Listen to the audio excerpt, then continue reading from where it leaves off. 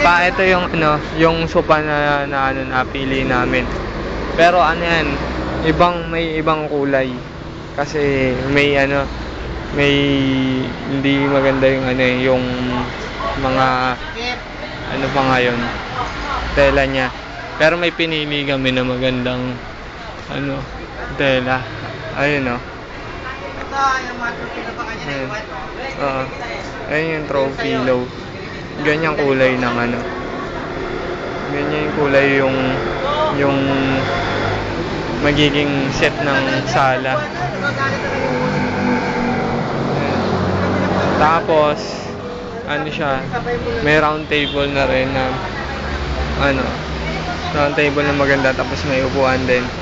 Ang ano niya, ang naging presyo niya is 16,000 lahat. Mas mura siya kaysa yung pinakita ko kanina L-shape. Mas maganda pa siya kasi itong una na to, itong upuan na to, di tanggal, pwede mo siyang ilatag sa baba. Puno-puno lang natin namin sa buwan.